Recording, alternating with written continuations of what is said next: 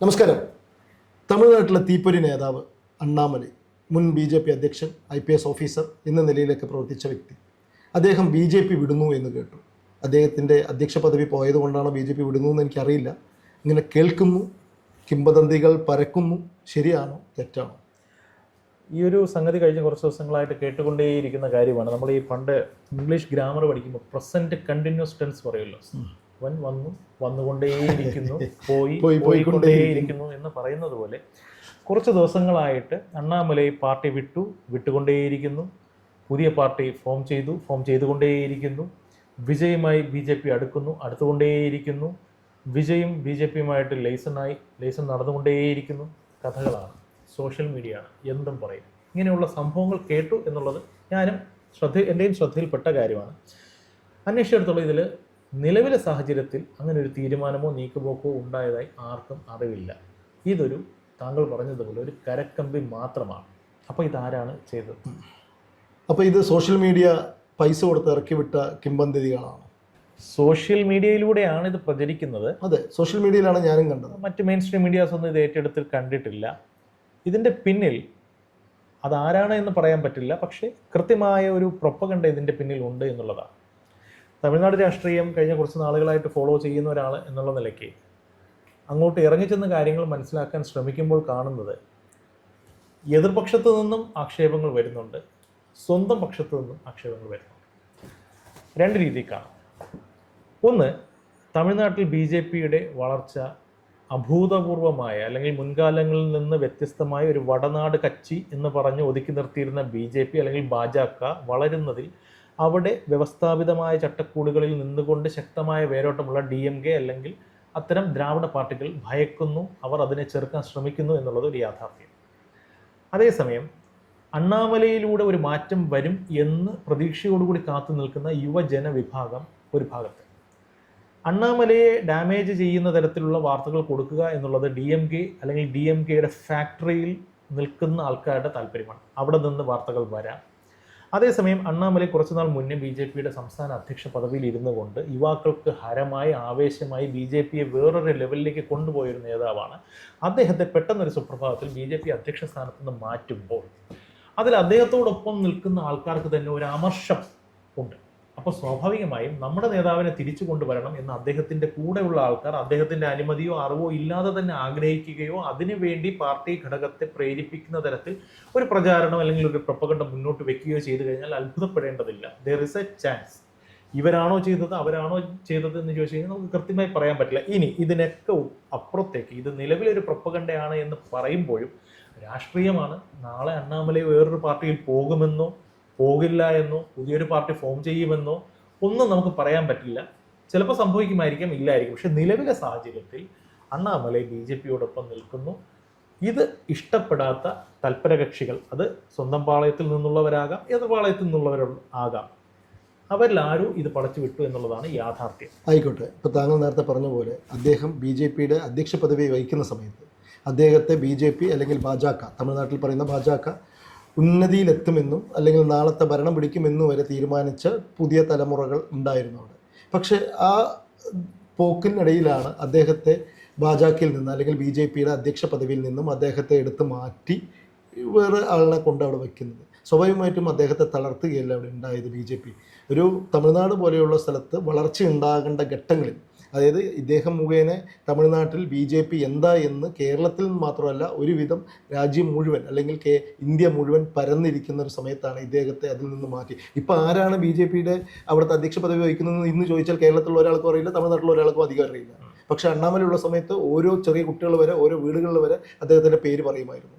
അപ്പോൾ തീർച്ചയായിട്ടും ആ മാറ്റം അദ്ദേഹത്തിന് വേറെ പദവികളൊന്നും വഹിച്ചിട്ടില്ല, വേറെ പദവികൾ കൊടുത്തിട്ടുമില്ല BJP. അപ്പോൾ സ്വാഭാവികമായിട്ടും അങ്ങനെ ചിന്തിക്കുന്നത് കൊണ്ട് കുഴപ്പമില്ലല്ലോ. ചിന്തിച്ചാൽ കുഴപ്പമില്ല, അങ്ങനെ ഒരാൾ സംശയിച്ചാൽ അയാളെ തെറ്റ് പറയാനും സാധിക്കില്ല. പക്ഷേ രാഷ്ട്രീയത്തിൽ ഇതൊരു ചതുരംഗ കളിയാണ്. ഒരു കളം മുന്നോട്ട് പോയാൽ അല്ലെങ്കിൽ ഒരു കളം പിന്നോട്ട് വന്നു കഴിഞ്ഞാൽ അടുത്ത് വലിയൊരു കളി കണ്ടിട്ടായിരിക്കും ഒരു കളം മുന്നോട്ടോ ഒരു കളം പിന്നോട്ടോ കളിക്കുക ആണല്ലോ. കൃത്യമായൊരു ലക്ഷ്യമുണ്ടാവും. ഇതൊന്നും അറിയാത്ത, അതായത് താങ്കൾ പറഞ്ഞതുപോലെ BJP ഉന്നതകളിലേക്ക് കൊണ്ടുപോകുന്ന നേതാവാണ്. അദ്ദേഹത്തിന് തമിഴ്നാട്ടിലെ യുവാക്കൾക്കിടയിൽ ഇൻഫ്ലുവൻസ് ഉണ്ട്. എന്ന തിരിച്ചറിവില്ലാത്ത ആൾക്കാരല്ല BJP കേന്ദ്ര നേതൃത്വത്തിൽ നിൽക്കുന്നത്. തീർച്ചയായിട്ടും അവരിത് അറിഞ്ഞുകൊണ്ട് മാറ്റി എന്നുണ്ടെങ്കിൽ there is A reason behind. തമിഴ്നാട്ടിലേക്ക് വന്നു കഴിഞ്ഞാൽ പണ്ട് NDAയുടെ ഘടകകക്ഷി ആയിരുന്നു AIADMK എന്ന് പറയുന്ന ഓൾ ഇന്ത്യ അണ്ണാ ദ്രാവിഡ മുന്നേറ്റ കഴകം, ജയലളിതയുടെ പാർട്ടി. അവരുടെ കാലശേഷം അത് 2 3 ആയിട്ടൊക്കെ പിരിഞ്ഞു എന്നുണ്ടെങ്കിലും ദർ ഇസ് എ പാർട്ടി. ഇപ്പോൾ അത് എടപ്പാടി പളനിസ്വാമിയുടെ കയ്യിലാണ്, പഴയ മുഖ്യമന്ത്രിയുടെ കയ്യിലാണ്. അവരും അണ്ണാമലൈ നേതൃത്വം കൊടുക്കുന്ന BJP നേതൃത്വവുമായിട്ട് ഒരു ക്ലാഷ് എപ്പോഴും ഉണ്ടായിരുന്നു. കാരണം അവർ അപ് ടു ദ എക്സ്പെക്ടേഷൻ വരുന്നില്ല. മാത്രമല്ല, ജയലളിതയ്ക്ക് ശേഷം ഒരു കരിസ്മാറ്റിക് ലീഡറൊന്നും ഇല്ലാത്തൊരു പാർട്ടിയെ ഒരു പരിധി കൂടുതൽ സഹിക്കേണ്ടതില്ല എന്ന് അണ്ണാമലയോ അല്ലെങ്കിൽ BJP നേതൃത്വമോ തീരുമാനിച്ചതിൻ്റെ അടിസ്ഥാനത്തിൽ അവരെ ഒരു ഡിസ്റ്റൻസ് അകലത്തിൽ നിർത്തിയിരുന്നു.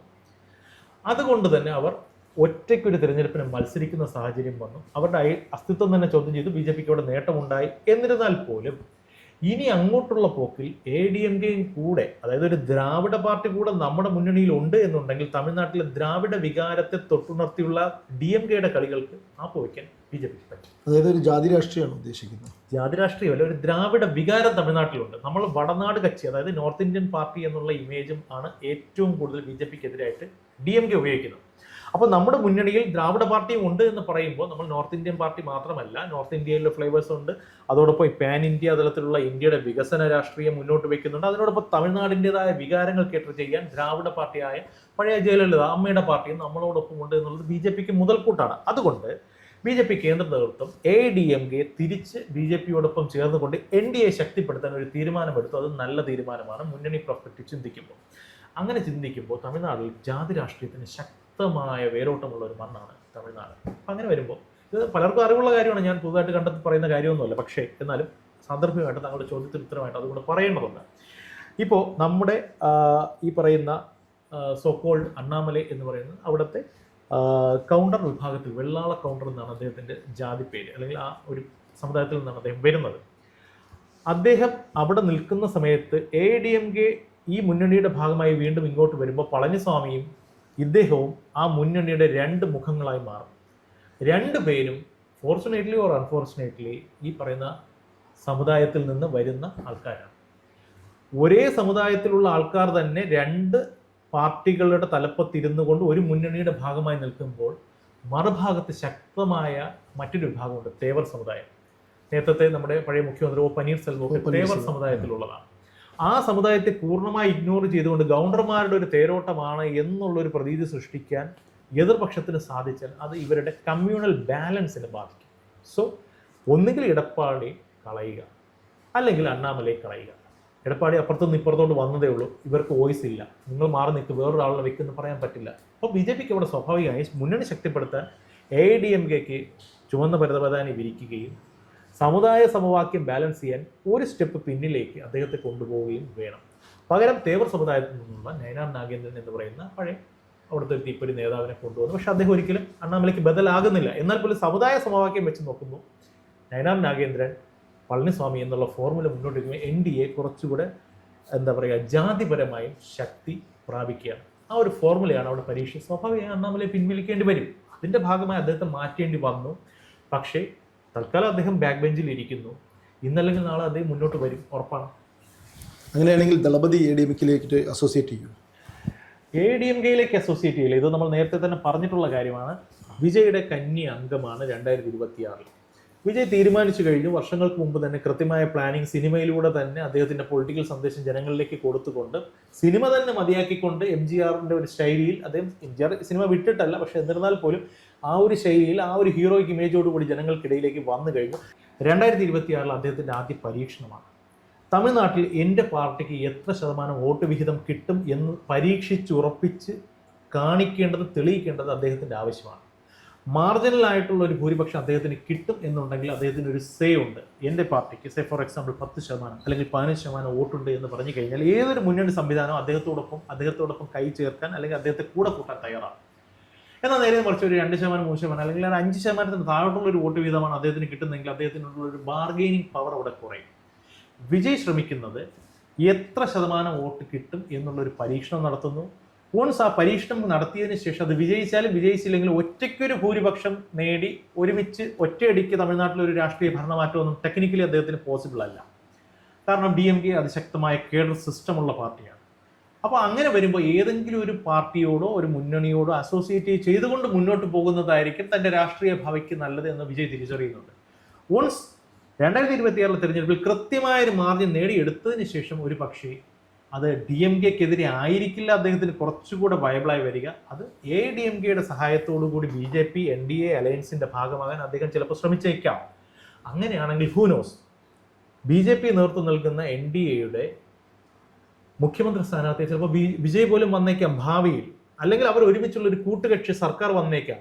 പളനിസ്വാമി ആയിരിക്കും ചിലപ്പോൾ ഭരിക്കുന്നത്, ചിലപ്പോൾ വിജയ് അവിടെ ഒരു തന്ത്രപ്രധാനമായ ഒരു പോർട്ട്ഫോളിയോ, ഈവൻ ഒരു ഉപമുഖ്യമന്ത്രി സ്ഥാനമാണ്. നമുക്ക് കേരളത്തിലാണെങ്കിൽ ഈ ഉപമുഖ്യമന്ത്രി ഒന്നും അത്ര പ്രസക്തമല്ല, പക്ഷെ തമിഴ്നാട്ടിൽ അത് പോസിബിൾ ആണ്.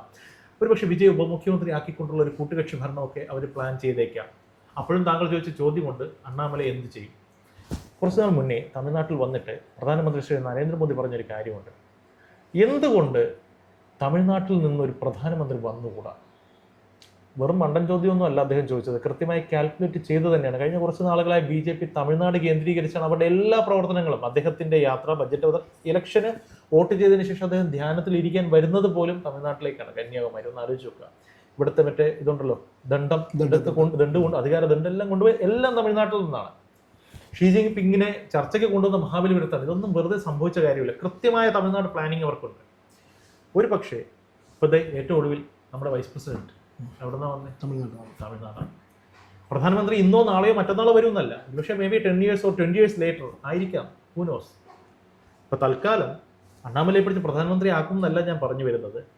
കേന്ദ്ര സർക്കാരിൽ 2026 തെരഞ്ഞെടുപ്പിന് ശേഷം വരുന്ന മൊത്തത്തിൽ ഒരു മന്ത്രിസഭയിൽ ഒരു പുതുക്കിപ്പണി വരുമ്പോൾ തന്ത്രപ്രധാനമായ ഒരു പോർട്ട്ഫോളിയോ കൊടുത്തുകൊണ്ട് തമിഴ്നാടിനെ കയ്യിലെടുക്കാൻ അണ്ണാമലയെ വീണ്ടും ഇറക്കി വിട്ടാൽ അത്ഭുതപ്പെടേണ്ടതില്ല.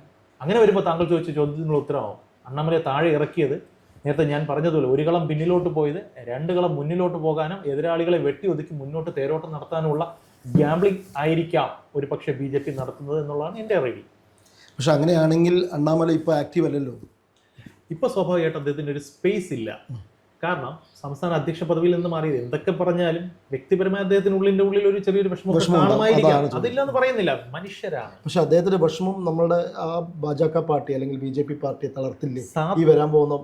സാത്വികരായ നേതാക്കന്മാരൊന്നും നമ്മുടെ നാട്ടിലൊന്നും ഇല്ല. എല്ലാവർക്കും ഉള്ളിൻ്റെ ഉള്ളിൽ ഒരു പാർലമെന്ററി മോഹമൊക്കെ എല്ലാവർക്കും കാണും. മനുഷ്യരാണ്.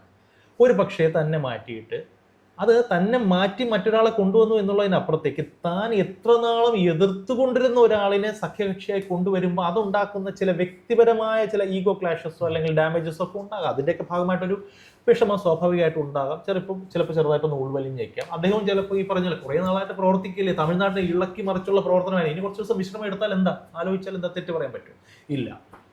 അതിനോടൊപ്പം എന്താ പറയുക, അടുത്ത അംഗത്തിനുള്ളൊരു തയ്യാറെടുപ്പ് അവനായിട്ട് അസ്ത്രങ്ങൾ നെയ്യുന്നുണ്ടായിരിക്കാം. ഇല്ല, അദ്ദേഹം വിശ്രമം എടുക്കുന്നില്ല. അദ്ദേഹത്തിന്റെ നാട്ടിൽ കൃഷി ചെയ്തുകൊണ്ടിരിക്കുകയാണ്. ഇപ്പോൾ കൃഷിയുണ്ട്, കേരളത്തിൽ പോലും പൊതുപരിപാടികളിൽ അദ്ദേഹം പങ്കെടുക്കുന്നില്ല. ഇപ്പൊ അടുത്തൊന്നും വന്നില്ല, കഴിഞ്ഞ വർഷം ഒന്നും അല്ലാതെ ഇപ്പൊ പുതിയ കേരളത്തിൽ ഇദ്ദേഹം റീസെന്റ് ആയിട്ട് അയ്യപ്പ സംഗമത്തിൽ വന്നല്ലോ. അയ്യപ്പ സംഗമത്തിൽ പലയിടങ്ങളിലും വരുന്നുണ്ട്, പല പ്ലാറ്റ്ഫോമുകളിലും വരുന്നുണ്ട്. നമ്മുടെ ഇന്റലക്ച്വൽ ചർച്ചകൾ നടക്കുന്ന BJP-യുടെ ആശയങ്ങൾ പ്രൊമോട്ട് ചെയ്യുന്ന ഇന്റലക്ച്വൽ പ്ലാറ്റ്ഫോമുകളിലൊക്കെ അണ്ണാമലൈ വരുന്നുണ്ട്. അദ്ദേഹത്തിന്റെ പ്രസൻസ് ഉണ്ട്. സോ ഇതൊരു താൽക്കാലിക പിൻവാങ്ങലാണ്.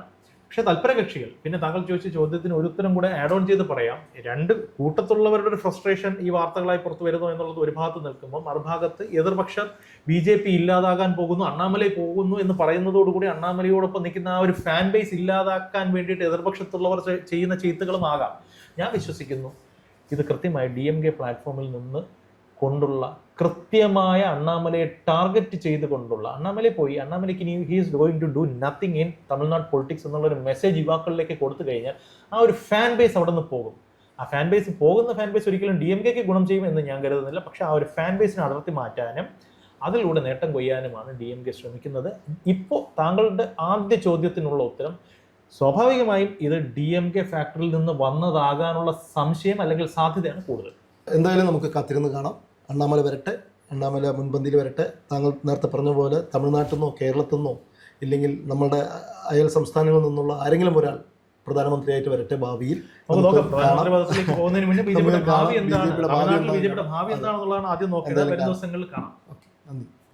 കൂടുതൽ വാർത്തകളും വിശേഷങ്ങളും നേരിട്ട് ലഭിക്കാൻ ജനങ്ങളിൽ നിന്ന് ജനങ്ങളിലേക്ക് ജനഭൂമി ന്യൂസ് സബ്സ്ക്രൈബ് ചെയ്യൂ. ബെൽ ബട്ടൺ അമർത്താനും മറക്കരുത്.